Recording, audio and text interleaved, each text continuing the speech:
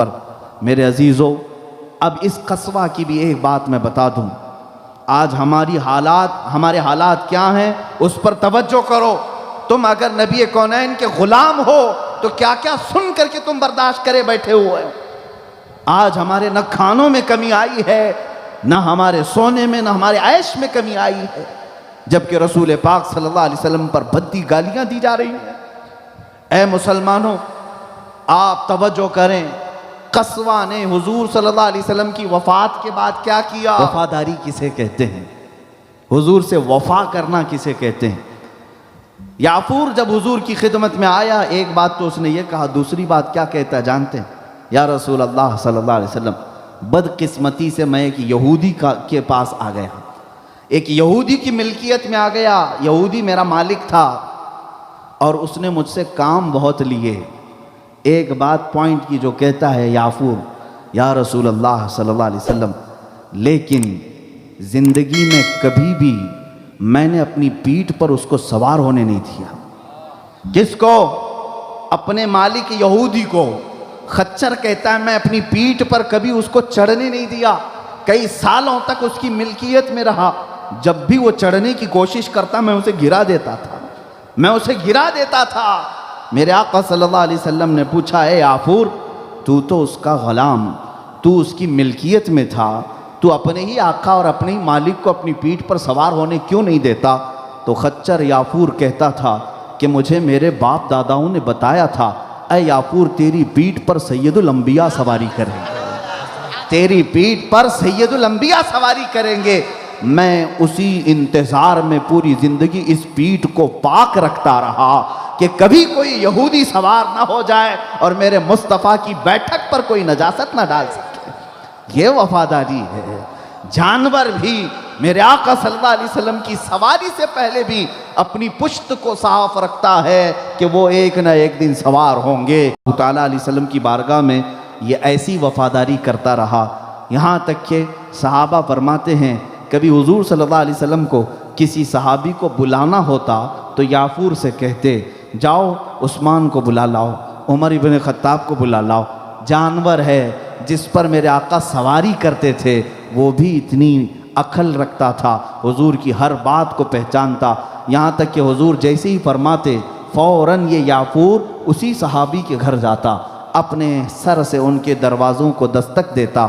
جب وہ صحابی دروازہ کھولتے تو اپنی دم ہلانے لگتا۔ صحابہ کہتے ہم پہچان لیتے کیونکہ یہ رسول اللہ کی سواری ہے، یہ میرے آقا صلی اللہ علیہ وسلم کا یعفور ہے، یقیناً میرے آقا نے بلایا ہوگا، اور صحابہ اس کے پیچھے پیچھے چل کر بارگاہ مصطفیٰ میں آ جاتے تھے۔ میرے آقا صلی اللہ تعالیٰ علیہ وسلم کی وفاداری کرنے والا یہ یعفور، جانتے ہیں کیا ہوا؟ حضور اکرم صلی اللہ تعالیٰ علیہ وسلم کی وفات کے بعد اس یعفور نے جینا ترک کر دیا۔ 3 دن کے بعد اس کنویں کے پاس، جس کنویں سے میرے آقا صلی اللہ علیہ وسلم کو آخری بار غسل دیا گیا تھا، اس یعفور نے چھلانگ لگائی اور وہیں اس کا دم نکل گیا۔ میرے آقا صلی اللہ علیہ وسلم کے بعد جینا بھی پسند نہیں کیا جانور نے۔ اسی طرح رسول کریم صلی اللہ علیہ وسلم کی دوسری سواری، آپ کی ناقہ، آپ کی اونٹنی قصوہ مشہور ہے، حضور صلی اللہ علیہ وسلم کی پسندیدہ اونٹنی۔ یہ وہ اونٹنی ہے جس پر بیٹھ کر میرے آقا نے فتح مکہ بھی فرمایا اور حجۃ الوداع میں خطبہ بھی دیا۔ یہ قصوہ حضور صلی اللہ علیہ وسلم کے لمبے سفروں پر ہوا کرتی تھی اور بڑی وفادار۔ اللہ اکبر۔ میرے عزیزو، اب اس قصوہ کی بھی ایک بات میں بتا دوں۔ آج ہمارے حالات کیا ہیں اس پر توجہ کرو۔ تم اگر نبی کونین کے غلام ہو تو کیا کیا سن کر کے تم برداشت کرے بیٹھے ہوئے ہو۔ آج ہمارے نہ کھانوں میں کمی آئی ہے، نہ ہمارے سونے میں، نہ ہمارے عیش میں کمی آئی ہے، جبکہ رسول پاک صلی اللہ علیہ وسلم پر بھدی گالیاں دی جا رہی ہیں۔ اے مسلمانوں، آپ توجہ کریں، قصوہ نے حضور صلی اللہ علیہ وسلم کی وفات کے بعد کیا کیا؟ واقعی رسول پاک صلی اللہ تعالیٰ علیہ وسلم کی جو وفات ہے وہ سارے صحابہ کے لیے بڑا صدمہ تھا۔ جو صحابہ حضور صلی اللہ تعالیٰ علیہ وسلم سے ایک آن کے لیے بھی بچھڑنا نہیں چاہتے تھے، تو وہ حضور اکرم کی ہمیشہ کی جدائی کیسے برداشت کر سکتے؟ جس دن میرے آقا کی وفات ہوئی، آپ کی روح پاک ملک الموت نے قبض فرما کر رب اعلیٰ کی بارگاہ میں پہنچائی۔ اس دن صحابہ کی کیفیت یہ تھی کہ مسجد نبوی میں کوئی دیوار سے چپک کر کھڑا ہے، کوئی پتھر کی طرح جامد ہے، یہاں تک کہ حضرت عثمان غنی کے بارے میں صحابہ کہتے ہیں ان کو اگر کوئی چونٹی بھی کاٹے تو احساس نہ ہو، اس طرح سے جمے بیٹھے۔ اور حضرت عمر کا حال تو یہ تھا کہ تلوار نکال کر مدینے کی گلیوں میں گھومتے تھے اور کہتے تھے خبردار اگر کسی نے کہہ دیا رسول اللہ کا انتقال ہوا میں اس کی گردن مار دوں گا، میں اس کی گردن اڑا دوں گا۔ جبکہ حضور کی وفات ہوئی ہے، صحابہ کا عشق اور ان کی محبت ایسی تھی کہ برداشت نہیں کر پا رہے تھے۔ ایسے حالات میں میرے عزیزو، صحابہ تو صحابہ ہیں، جب میرے آقا کو قبر مبارک میں رکھا اور واپس آ گئے حضور کی قبر کو بند کر کے، حضور جس پر سواری کرتے تھے وہ قصوہ نے اتنا رونا شروع کر دیا۔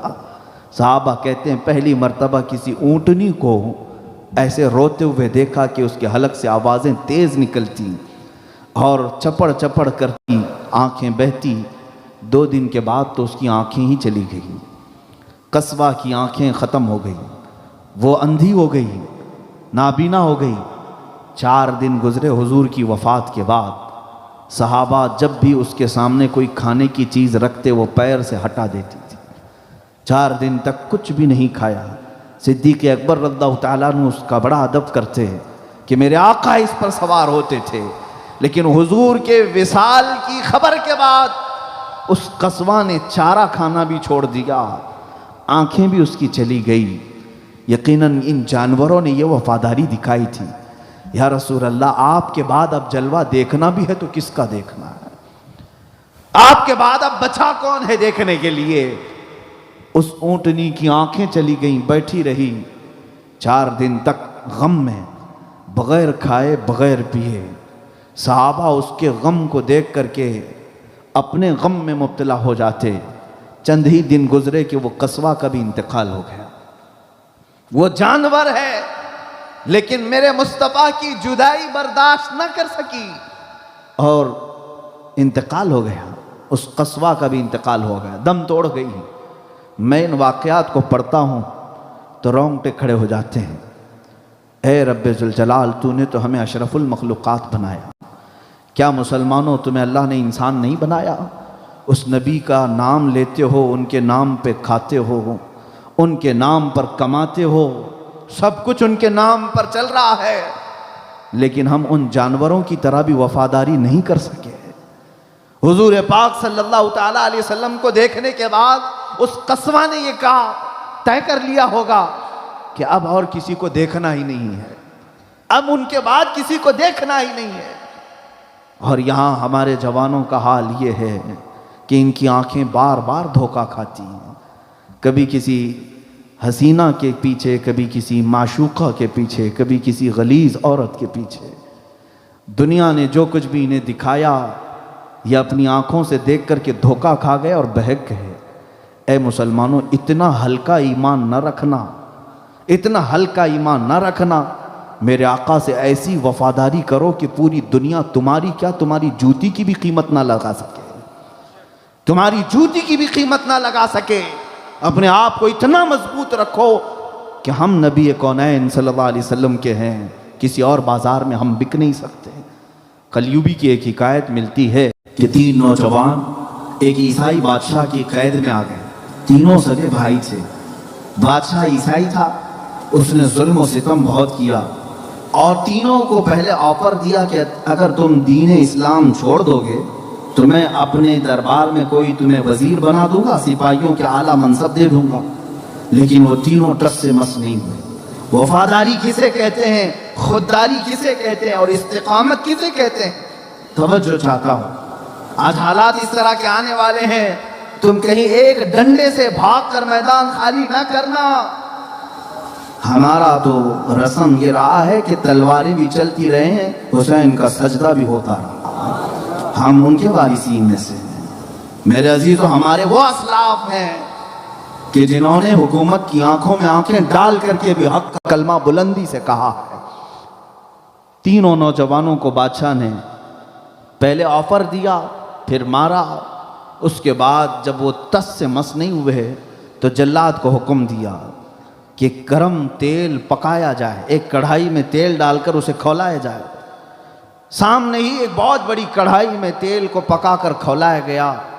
بادشاہ نے ان تینوں جوانوں میں سے ایک بڑے نوجوان بھائی کو اس کھولتے ہوئے تیل میں ڈال دیا، گرم تیل میں ڈال دیا گیا۔ غلام مصطفیٰ آزمائش سے گزرے گا اور اس نوجوان کی چمڑی ادھڑ گئی، گل گیا۔ دوسرے کو اٹھایا، جلاد نے دوسرے کو بھی تیل میں ڈال دیا۔ تیسرا تھا جس کی عمر 20-21 سال کے آس پاس کی ہوگی۔ یہ نہایت ہی کڑیل جوانی کا وقت ہوتا ہے، اس میں بہت جوان لوگ ہیں، نفس امارہ اور شرارتوں کے حال یہ ہوتے ہیں کہ انگارے کی طرح ہوتے ہیں۔ ہر دن نئی خواہش ہوتی ہے، ہر دن نئی انگڑائیاں لیتی رہتی ہیں تمنائیں۔ تو اے نوجوانوں، کبھی تاریخ پڑھ لینا، اس 21 سالہ نوجوان کو جب جلاد تیل میں ڈالنے جا رہا تھا، بادشاہ کے ایک وزیر نے کہا، بادشاہ سلامت، اسے میرے حوالے کر دو، 1 مہینے میں اس کا دماغ چینج کر کے لے آؤں گا، میں اس کو اپنے دین پر لے آؤں گا۔ اور وہ بادشاہ اس وزیر کی بات پر آ کر اس نوجوان کو حوالے کر دیا۔ وہ وزیر گھر لے آیا۔ دیکھو دنیا کی یہ اونچی حرکتیں کیا ہوتی ہیں، پہلے تمہیں مارتے ہیں، جب بھی تم ٹس سے مس نہیں ہوتے تو پھر تمہارے اخلاق اور ایمان کو خریدتے ہیں، مال سے یا عورتوں سے۔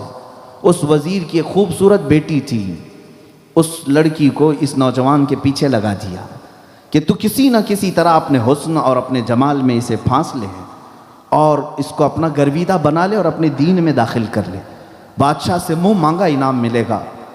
بیٹی تھی، وزیر کی پیچھے لگ گئی، لیکن یہ جوان اس کمرے میں رہتا تھا اکیلا۔ جیسی ہی وہ لڑکی کمرے میں داخل ہوتی، یہ مصلی بچھاتا اور سجدے میں چلا جاتا، سجدے میں چلا جاتا۔ کافی دیر تک وہ لڑکی اسے بہکانے کی کوشش کرتی رہتی، لیکن یہ سجدے سے سر نہیں اٹھاتا تھا۔ اس طرح روز ہوتا رہا، مہینہ گزر گیا، وہ اونگتی بیٹھی رہتی، لیکن یہ جوان ہے کہ سر اٹھاتا نہیں تھا۔ اس کے بعد یہ ہے استقامت، یہ ہے خودداری۔ 1 مہینے کے بعد وہ خاتون تنگ آ کر کے کہتی ہے، مہینہ گزرنے آ گیا، ابھی تک تو یہ مجھے دیکھا بھی نہیں۔ اور اس خاتون نے کہا، اے نوجوان، ایک بار میرے حسن کو دیکھ تو لے، لوگ ہزاروں کی قطار لگاتے ہیں، مجھے دیکھنے کے لیے لوگ انتظار میں کھڑے رہتے ہیں، اور بڑے بڑے بادشاہوں کے، شہزادوں کے نکاح کے پیغام مجھے آتے ہیں، اور ایک تو ہے کہ میری طرف دیکھنا بھی نہیں چاہتا۔ توجہ میرے عزیزو، اس جوان نے سر اٹھائے بغیر کہا، اے خاتون، تو واپس چلی جا، تو جس مقصد سے آئی ہے وہ تو اپنے مقصد میں کامیاب نہیں ہو سکے گی، اس لیے کہ ان آنکھوں کو تو دھوکہ نہیں دے سکتی جن آنکھوں میں پہلے سے جمال مصطفیٰ بسا ہو، جن آنکھوں میں رسول پاک کا حسن بسا ہو، دنیا کا حسن و جمال اسے کیا خرید سکے گا۔ میرے عزیزو، مہینہ بھر محنت کرنے کے بعد ہوا کیا جانتے ہیں؟ اس لڑکی نے اس کے عزم، اس کی استقامت کو دیکھ کر کہا، اے جوان، تو اپنے ہی دین میں مجھے بھی داخل کر لے، جس دین کا تو اتنا مضبوط چٹان ہے اس میں مجھے بھی داخل کر لے۔ اے نوجوانوں، اس نوجوان نے کلمہ طیبہ پڑھایا اور اسے داخل اسلام کیا۔ تاریخ میں یہ باتیں بھی موجود ہیں کہ ہمارے اسلاف کڑی سے کڑی سزاؤں کو برداشت کرتے رہے، لیکن دین کا سودا نہیں کیا۔